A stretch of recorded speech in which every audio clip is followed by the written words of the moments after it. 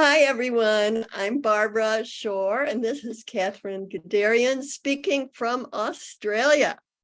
And it is 5 o'clock for me, Oregon time. And what is it, 10 in the morning for you? I'm Friday evening, and you're Saturday morning at 10, right? That's right. 10 in the morning on Saturday. We've got cold weather coming. Winter's almost here. Big cold front coming up from Antarctica. Oh my God. Possible snow on our mountain today and tomorrow. Wow. And we're just coming out of winter. You know, we've had a long, cold, snowy winter. So that's why I like to go to the United States during our winter here.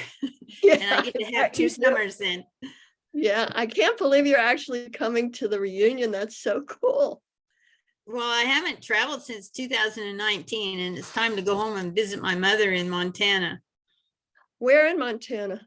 She's in Helena. Okay. I love Montana. Yeah. So Katherin, you have a long story, I'm sure. What did you do right as soon as you graduated from vet school? Where'd you go? What'd you do? Right. Well, I didn't have a job. I had one offer in Washington State, and I talked to Dr. Heath, and he knew the fellow there. And anyway, the job would have thrown me in the deep end. That guy was wanting out and wanting somebody to come take over, and I wasn't ready for that. So I didn't take that job. And then all the jobs I applied for in Montana, I never got a single invite for an interview. All the guys did. All the guys that applied for the same job, they were getting invites, never an invite. So I thought, oh, well, I'll just go pick fruit or work on a farm somewhere. And I went to Oregon to do the state boards. So I did state boards in Washington, Oregon, Idaho, Montana, and then, of course, Colorado. And when I was there, Gary Cotton was down at Coos Bay. And so I went down to visit him at the clinic where he was working, and he mentioned that the vet at Florence, Oregon, back up the coast, was looking for someone. So I just did a cold call, just walked into the clinic and said, hey, I'm a vet, you need some help. And I got the best job a young graduate could ever get. Well, I love Florence. It's beautiful. It's beautiful there. Yeah. I was there for 3 years in a mixed practice. Wow. And I learned so much from that guy. The only downside was I was paid a woman's salary. So I started on $1,000 a month for the first year. And then he gave me a little bit of a rise. And then later I said, you know, the guy that was working here before me about 3 years ago, what did you pay him? And he said, oh, I can't remember. So he went and looked at his books and come back and he said, oh, I was paying him more, but he had a wife and kids to support. So anyway, he upped my salary a bit, and I loved working for him. But after 3 years, it was time to either buy into the clinic or go see the world. And I'd already put in motion some of the paperwork to possibly go to New Zealand or Australia. And so I packed my suitcase, had my garage sale, and I left the United States. Wowie. Why did you choose New Zealand and Australia? Because they spoke English and there weren't any wars there. I thought it would be a good jumping off spot. That's great. Yeah. So, oh my goodness. So what happened? Right. So I said goodbye to my mom. I said, oh, I got enough money to last a couple of years, but I'll see if I can stretch it and go up to 5 years if I can. And it was actually 5 years before I saw her again. So I landed in New Zealand, and I just walked up to a clinic and said, hey, can I just go around with your vets just to see what's going on? You know, the deer farms and the dairies, a lot of dairy there. Yeah, no problem. So I'd ride my bicycle down the clinic and ride around with them every couple of days. And then it was coming on Christmas, and they said, hey, do you want to come work for us as a receptionist? Because our receptionist needs to have 6 weeks of leave. And we need someone to answer the phone. I said, well, I don't have permits. Oh, that's okay. We'll just pay you cash. So there I was, a veterinary receptionist in New Zealand. And after that job went away, I loaded up my bicycle and just started cycling through New Zealand. It was magical. Oh my gosh. Yeah, so Did you spend any time with the Maoris? no, well, I went down, I started in the North Island and then cycled down around and stopped and saw the vet school at Palmerston North, had a bit of a tour through it, and then went on down into the South Island. I would pack all over the mountains with my backpack, and then I'd get my bicycle and keep going. And I got down to the tip of the South Island, the northern tip, and there was a job picking fruit on a farm. So I called the guy up, got a job picking nectarines. I said, "Oh, I don't have a work permit." He said, "I don't need to know your life history." Anyway, I just applied and got their tax file number, and away I went picking fruit, met some wonderful other locals. And that kind of got me into the system where I could work. And by the time I'd cycled on down into the South further, I found a job down there working at a clinic. And by then I had my New Zealand paperwork was in order enough to work, and I had my tax file number. And so I worked there for several months. As a vet or something else? Yeah. So I worked as a vet there for several months. Yeah. Boy, you are an adventurer.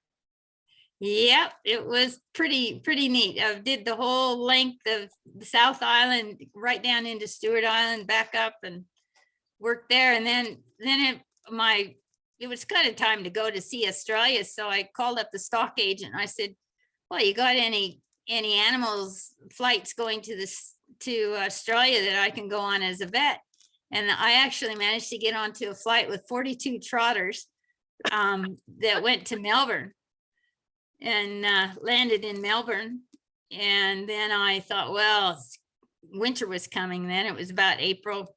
Better head down. What year?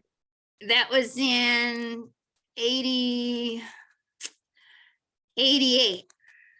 Okay. 88. And then I flew down. So then I had my bicycle, of course, and took a flight hop across to Tasmania, which is down south, and was cycling and hiking down there just before the winter set in. I rolled up into Hobart. I thought, oh, I'll just pop into this vet clinic here and see if I can look at their vet magazine, see if there's any jobs going. And the receptionist went to get the magazine. She comes back with the vet, and the vet said, "Well, we need a vet here." So I ended up staying there and working through the winter while they were getting a regular Australian vet organized. But my papers from New Zealand and all that, with him going down to immigration with me, we were able to get all the permits to work in Australia. So I was working there, and that's when I was first getting paid for after hours emergency money. All the years I worked in the United States, every other weekend, every other night on duty, never a cent for it. And so I felt rich when I went there. Yeah. That's great. And they had set fees. They no matter, it was depending on how many years you'd been out of school, what your salary was. So everybody was paid the same. Wait a minute, what? Everybody, all the vets are paid the same salary. It's not one vet saying, "Well, I'll pay you this much," or "I'll pay you that much." Oh, I see what you're saying. It depends on how many years you'd been out of vet school. I think that's changed a little bit now, but it was the best salary I'd seen. It was better than what I was making in the States. Really? Yeah. What's the cost of living over there, though? Is it about the same? It wasn't too bad. I just found a share home and just shared, rented a room, shared a room there. So with my nomadic lifestyle, I never got wrapped up into, all the utilities and electricity and all that sort of thing. Just kind of pay a bit of rent while I was working. And then after that, when they found another veterinarian, then I went and talked to the Australian Antarctic Division, and I actually got a place to go down to Macquarie Island. It's an island halfway to Antarctica. Whoa. And I was on a elephant seal research crew. And we were sedating the elephant seals and getting blood samples out of them. And Wow. it Wow. was magical. Yeah, Oh my gosh, they're huge. Those bulls are huge. they're enormous.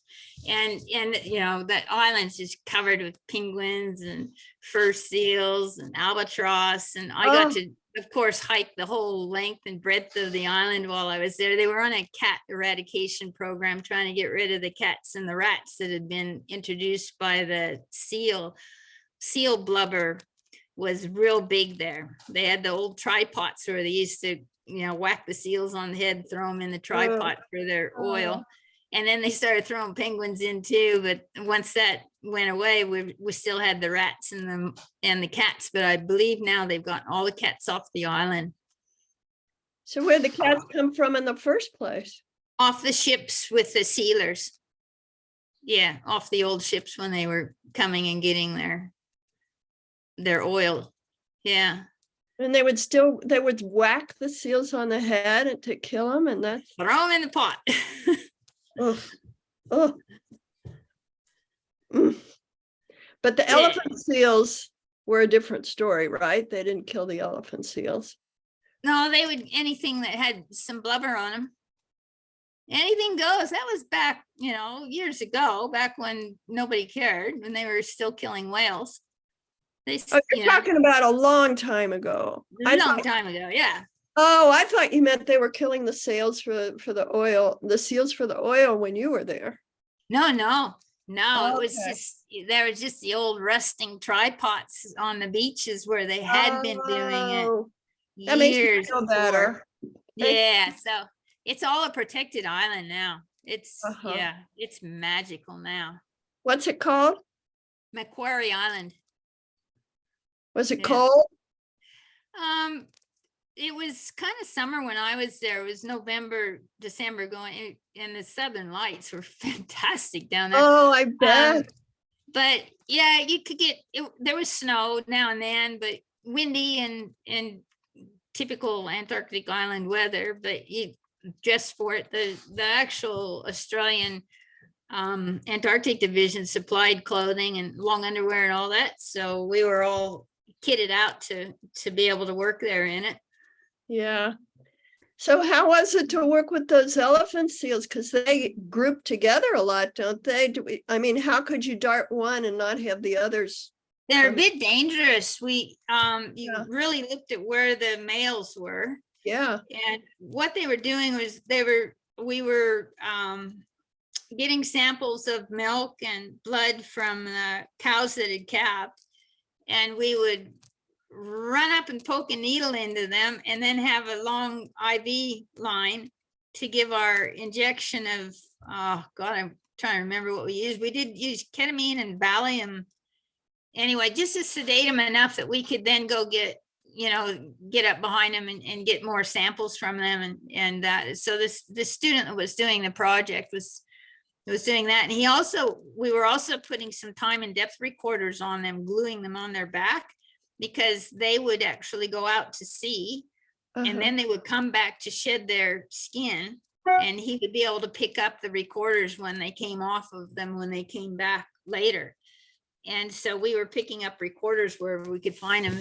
We had a reasonable retention rate and got a few of them back, so he could see how deep and get an idea where they were going.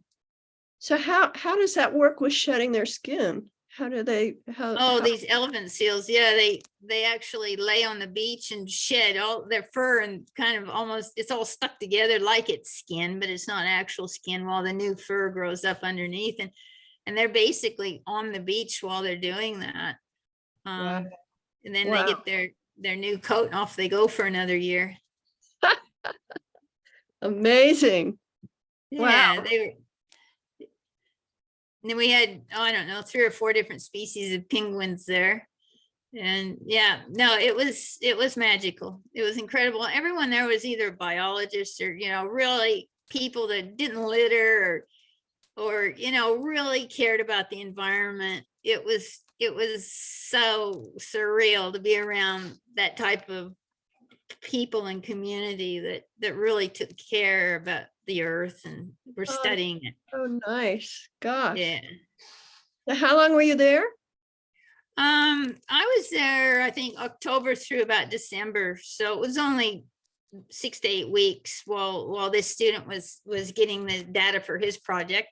Uh-huh. And So then what? then I came back, I looked in the veterinary journal for more jobs and I found one in Hong Kong. Yeah. So off I went to Hong Kong and I Oh my worked there. gosh, really? Yeah. So I worked there for a year and a half, running two vet clinics on Hong Kong and Kowloon. And of course, explored all the islands and all around Hong Kong while I was there. But you can't speak Chinese, right? Oh, I struggled to try to learn Chinese. It is the most difficult language, but my assistants, the young Chinese kids, they were bilingual. And so they would translate what I would say. They were incredible techs, just trained by us. And Yeah. and they would talk to the clients, and that's the first place I saw distemper. Oh, wow. I saw distemper in the puppies that were from the puppy farms coming up from Australia. Oh, And that was the first time I'd run into distemper in my travels. So it was just all small animal there, of course, but pretty intense. Had a lot of problems with calcium deficiency because they like to feed the dogs rice. everything's rice. Yeah. What was the distemper like? What did you do about it? Oh, there wasn't a lot you could do, just supportive care, but basically diagnose distemper, and most of them were in pretty bad shape. So fair bit of euthanizing. They were just little puppies that had just come off the puppy farms in Australia, which was really upsetting to think that, they weren't bothering to vaccinate these puppies. They were selling for pretty good money in Hong Kong. Terrible. Yeah. Terrible. Oh, well. Yeah. Yeah. Did you enjoy the culture, the Chinese culture? It was interesting to experience it, and masses of people, of course. And so, yeah, I just kind of embraced it in the way I went. And so when that job wound up, I thought, well, I might as well, I'm this close to China, I may as well see if I can cycle through that, which wasn't going to happen real easy because they were still closed at the time. This is about the time of Tiananmen Square back in the 89, 90s. Yeah. And they were marching in Hong Kong. The students were marching, and they had Tiananmen Square while I was actually in Hong Kong. And then I actually left in March. I went to China. And I took my bicycle in, and away I went. When I got to the train station, they get my bicycle, they took it away from me, and they said, you can't have a bicycle here. We need to know where you're at. So I rented a bicycle. I went out to the university because I'd had the name of a professor there. So I went out to the university and talking to this old professor and hearing his stories about the horrible things that had happened in China when communism took over, and he was sent off to a farm and they were burning all the books. And anyway, so they said, oh, well, we'll put on a acupuncture course for you. I thought, oh, great. That'll be a way to get my bicycle into China, because I'll need my bicycle to be able to, stay at the university. And so I think it cost me like $500 on a bugger. I was kind of cashed up after being in Hong Kong. So I thought, I'll pay that. It's worth it to get my bicycle in and live at the university for a month and learn about acupuncture. And I'm not sure I learned a lot, but they put on quite a good course for me. They took a lot of time, and I got authentic Chinese acupuncture needles, which I've never used. But yeah, that was really kind of neat, living around in that university thing and meeting the other Chinese vet students and hearing their stories and hearing how communism and their little red book and can't do this and can't do that, and the classes they had to attend, and they had to pay for their hot water, and just a totally different way of life. They get a thermos of hot water. They took cold showers in China. Those kids did. But yeah, and like one of the vet students, he was told, you're going to be a vet. He said, I want to be a mathematician. I said, nope, you took the test. You look like good vet material, you'll be a vet. And they didn't get a choice. But it was just fascinating learning all of that. So after I finished that course, I had my bicycle, of course, and I loaded it up on a Isn't ferry. it dangerous to ride? ride around? Wasn't it dangerous to ride around by yourself in all these places? Oh, there was a million Chinese riding bicycles. Okay. Million. Everyone was on bicycles. Ah. It was like bicycle traffic jams. We were just, the whole streets were just full of bicycles, a road bicycle everywhere, all through Guangzhou. Yeah, you took your bicycle with you.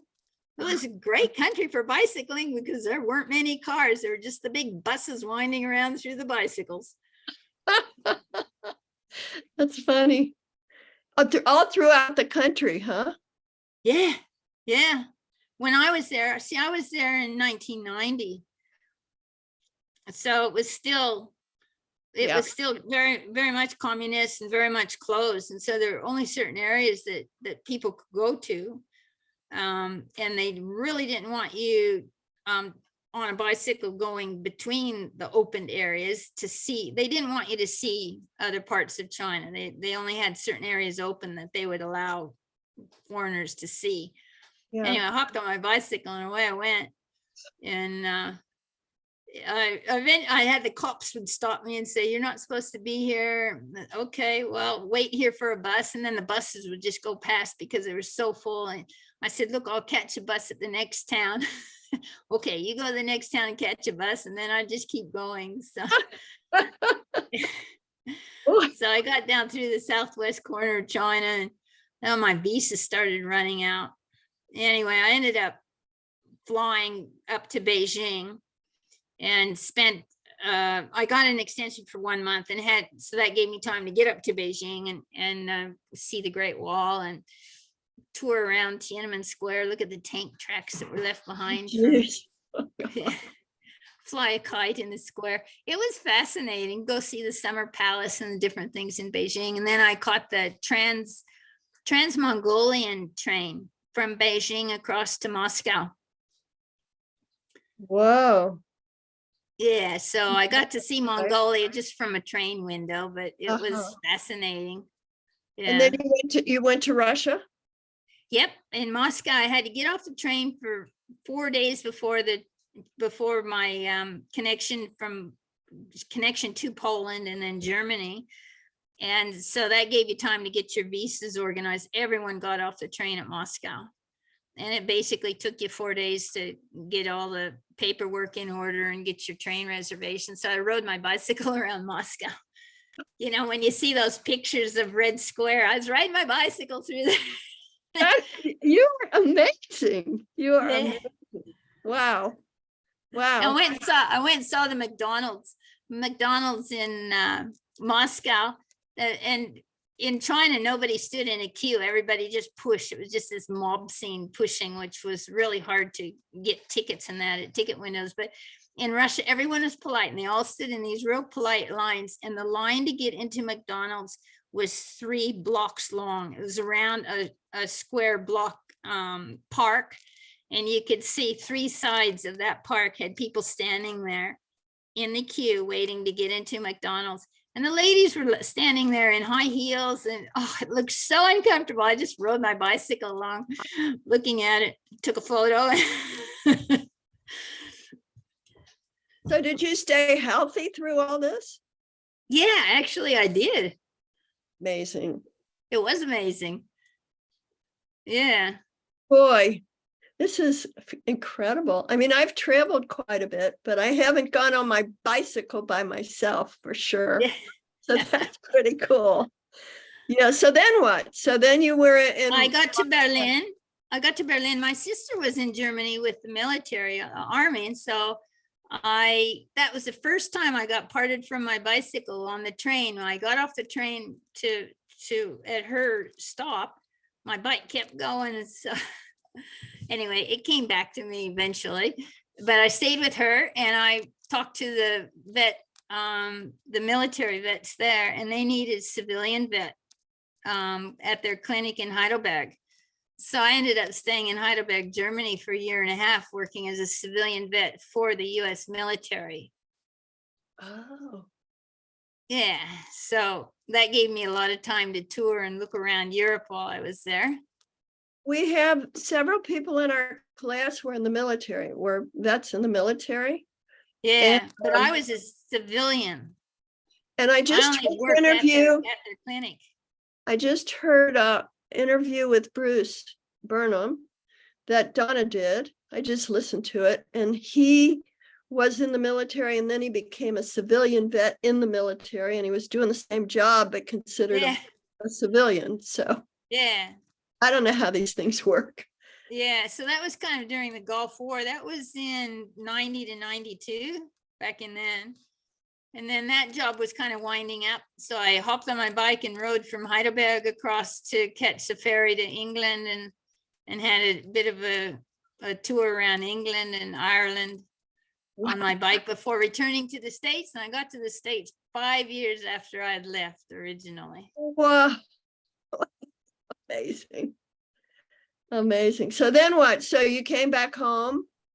Yeah, I went back to, I was home for a little while, and I was down at Montana State University, and I saw an advert needing some volunteers to go down to South America. So I answered that, and I ended up going down to the very southern tip of Chile, in the Puerto Natales, the Torres del Paine National Park, and doing telemetry research with the guanacos, the camelids down there. Oh, neat. So I was doing radio telemetry down there for about a year and a half with that project, Proyecto Puma. It started out researching pumas, which were down there as well, but it had they were at that time working on the guanacos, the camelids, doing some research with them. So as a research assistant, just doing the radio telemetry and tracking the chilangos, the little guanacos.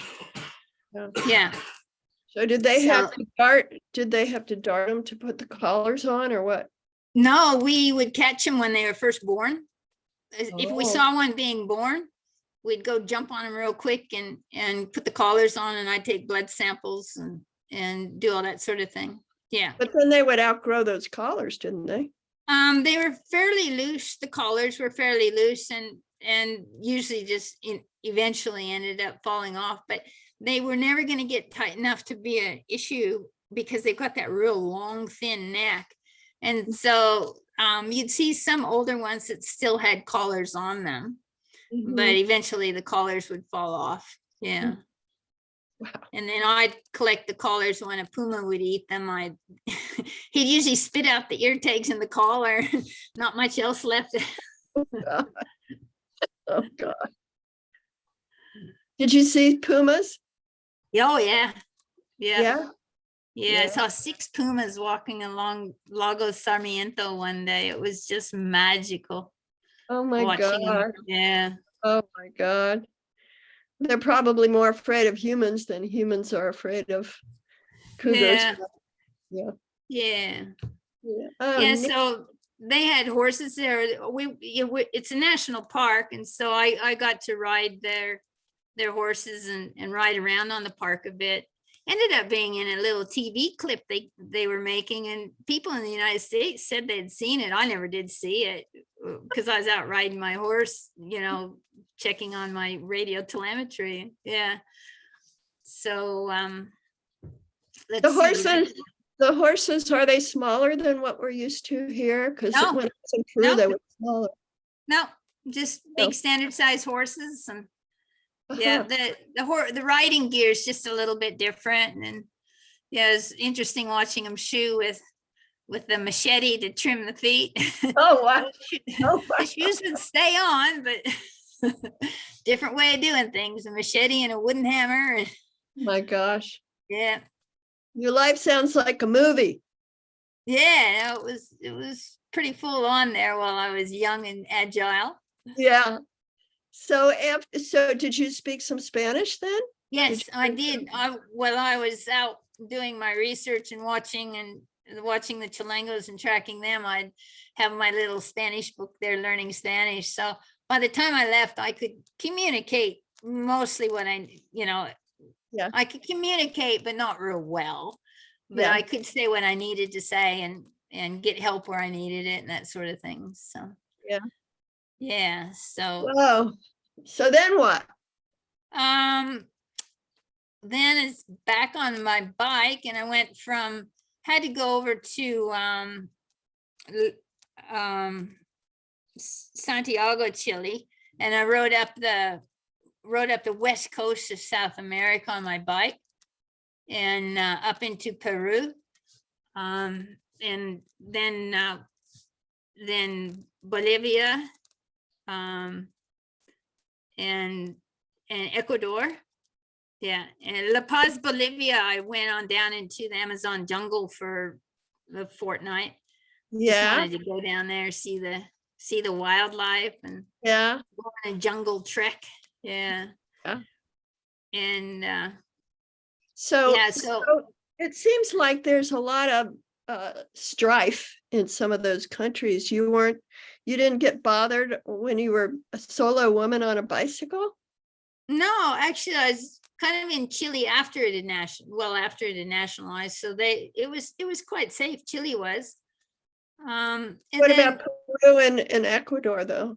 yeah, well, sometimes you'd meet other people that wanted to do the same hike or whatever, other travelers. And so you'd hook up with them and do a trip and then come back and then I'd, go your separate ways, whichever direction you were heading. So I did that as I went along, but I never really felt threatened. I never felt scared for my life there.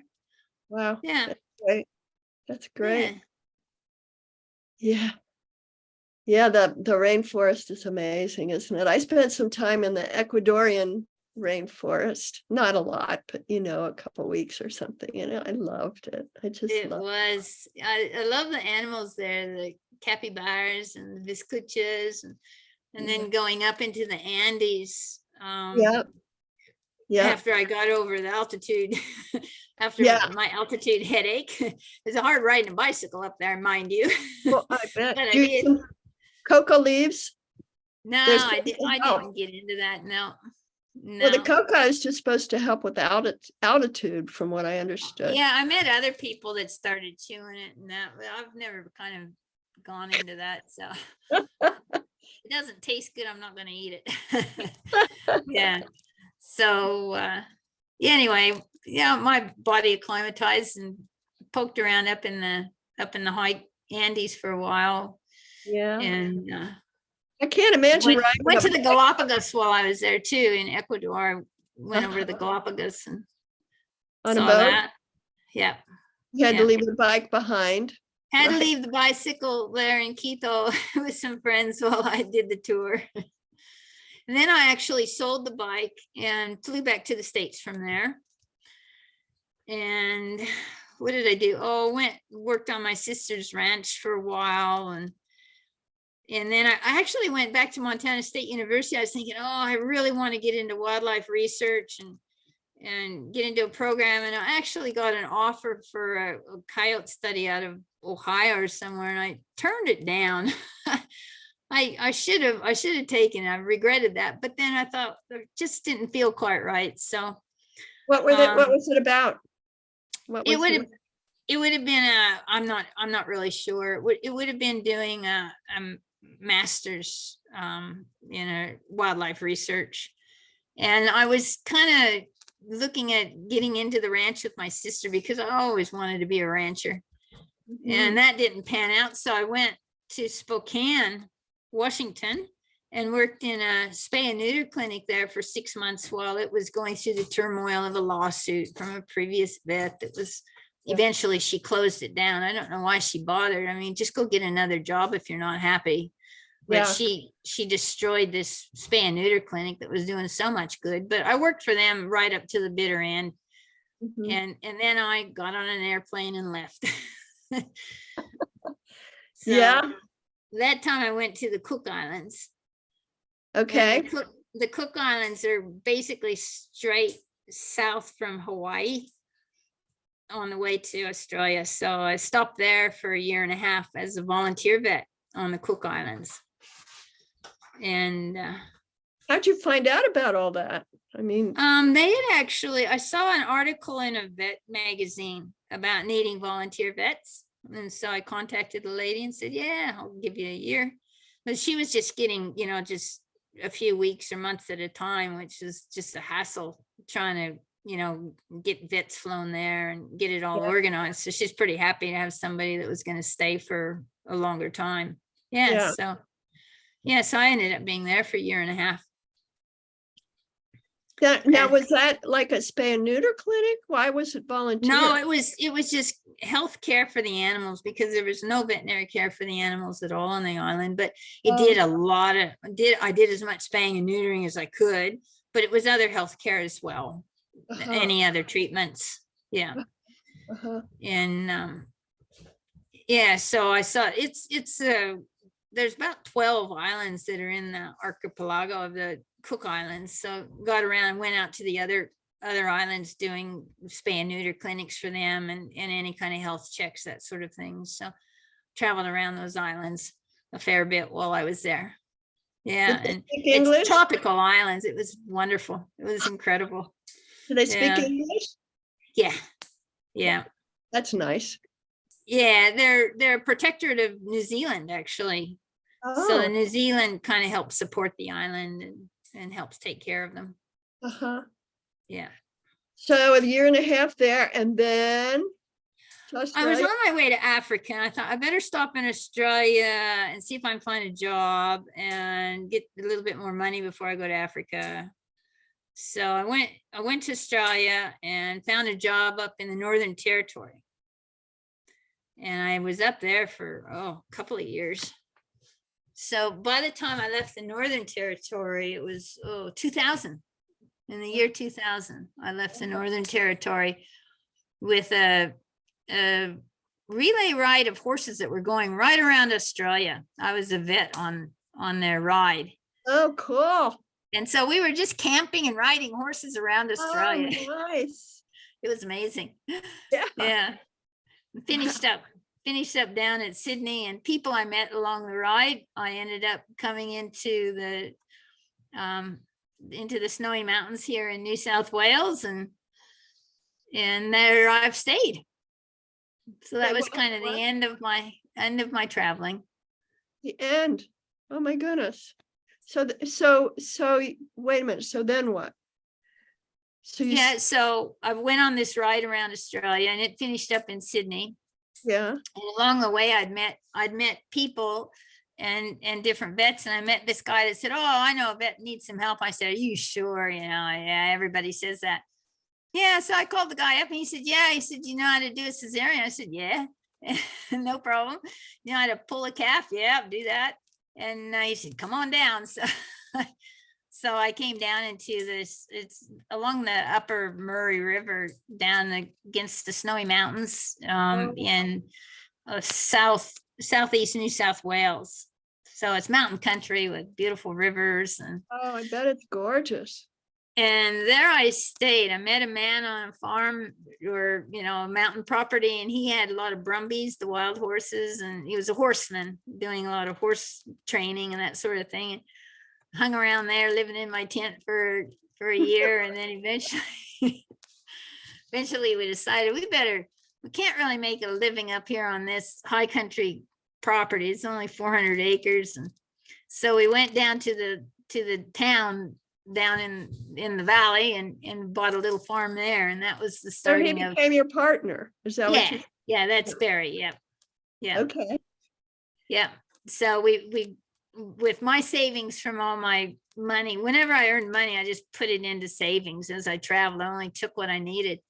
And he had a little bit of inheritance. We put it together, and we were able to buy a little farm down at Tumbarumba, a little small town.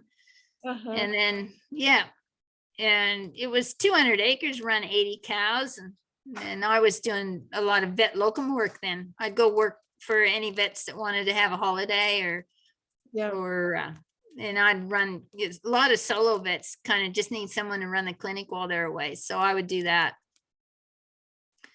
And then we eventually decided to stick our neck out. We bought our 3,000 acre Jagumba, And that's where we live now.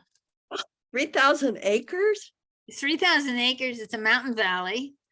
And it's only about 1,000 or 1,200 cleared acres that we're still clearing of blackberries and getting some better pastures established on it. The rest of it's just native Australian bush. And so it's a real isolated valley. It's, 10-kilometer drive up over a hill and down into our property.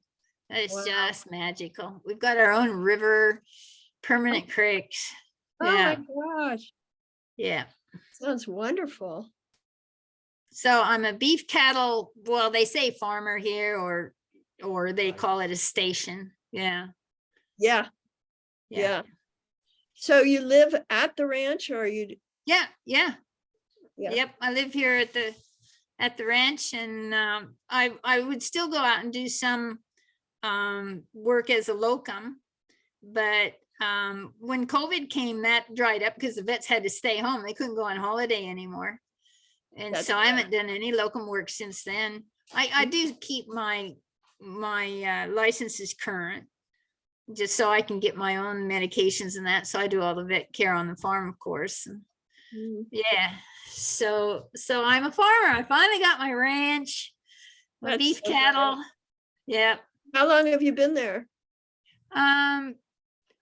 We bought our first farm in 2002 in Tumbarumba, and then we bought this one in 2007. Oh, so you've been there a while. Yeah, no, it's amazing to look back and think, oh my gosh, I haven't been traveling for 20 years.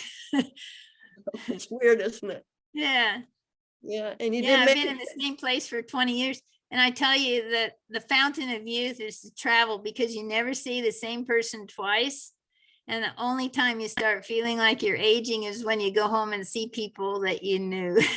Then I you know. realize we're all getting older. I know. I think this reunion with all the photos and all that stuff and this and that, it's reminding me, oh yeah, we are getting older, aren't we? Yeah. It's kind of weird. It's kind of, because I've been a traveler too, and I've been a gypsy too for a long time, and I've been where I am for 16 years. So yeah, I'm watching people get older, and me too. So Yeah. kind of weird. Yeah. Yeah. Oh, that's so great, Katherin. You've had such a fascinating life. My God.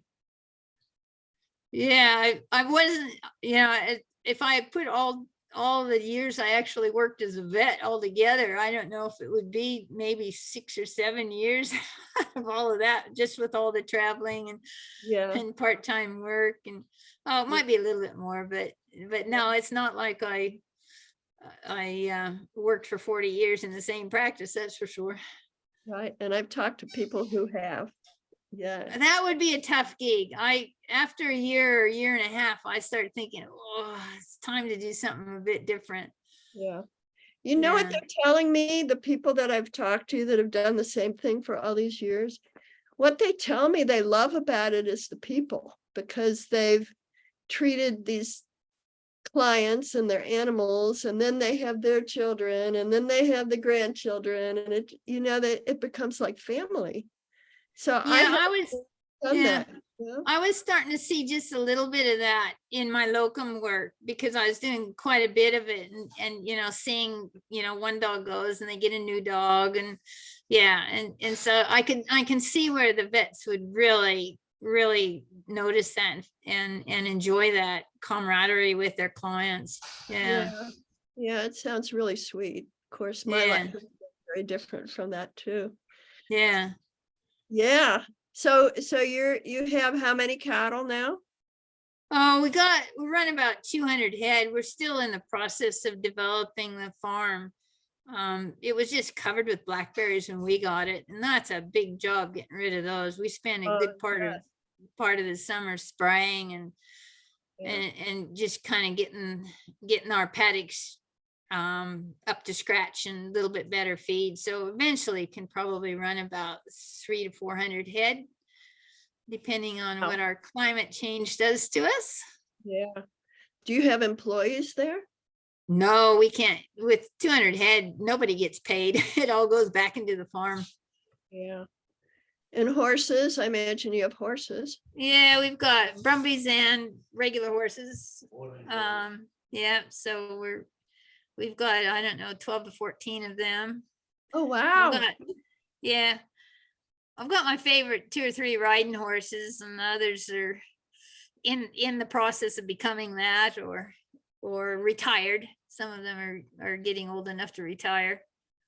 Boy, you must be working a lot to keep all that going. Yep. Yeah. Yep. And we Yep. have 7 working dogs to do the work on the farm. The Kelpies, they have the Kelpies here in Australia, which are really neat dogs. Really like a Kelpie. They're Yeah. a good all around work dog. Yeah. Are any of them in the house? No, they don't get to come in the house. They stay don't? out. No. Now my Kelpie border collie does, because she figured out how to open the door. She's got to be one of the smartest dogs. I figure if they're smart enough to figure out how to open the door, they can come in. Oh, I couldn't live without my dog in the house. Yeah, no, That they would just work go all everywhere out. with me when I'm outside. Yeah. Yeah. Wow, Katherin, this has been so fun. It's great. I could talk for a long time asking you about all these places you've been to and what it was like, and just amazing. Really amazing. Well, I didn't really think about it that much, over the past years. And so that's one thing that this reunion has done, is made you go back over those 40 years. That's and true. That's true. and really look at it and think, wow, I did do quite a bit. Yeah. Yeah. And I think that's what's fun about these interviews too, is that Yeah. you have to review all this stuff and think about it, and it's fun, I was watching the interviews, and I like that when Kevin said he had those dreams about exams, and whenever I would get stressed in the last 40 years, I know I'm stressed because I started having dreams of not being prepared for an exam. Me too. Or there would be a class and I forgot about it and I missed the whole class. I've Yeah. had these dreams too. Yeah. So I suppose all 140 of us were traumatized like that and didn't really realize we were sharing the same experiences. It's true. It's true. Yeah. So is there anything you want to say before we go? No, well, hopefully we'll catch up with you there in Fort Collins. I do have to say that it made me realize how little I really knew my classmates. You only kind of saw them at school and in the context of university. You never got to know where they were from, what they're, what they really like to do. And so it'll be interesting to catch up with some of them and just rehash our lives. Yeah, I agree. Yeah. So I'm really thrilled that you're coming. Are you coming alone, or is your Yep. What's your partner's name again? Barry. He's not coming. Barry Patton. No, he needs to stay here and keep the ranch going. Oh yeah, I'm sure. Gosh, that's a lot of animals for one person, even for 2 people. Yeah. Well, Katherin, this has been delightful, and thank you. Yeah, same here. Really looking forward to seeing you guys in the flesh.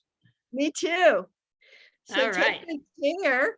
I'm going to See you stop soon. the recording. All right, bye.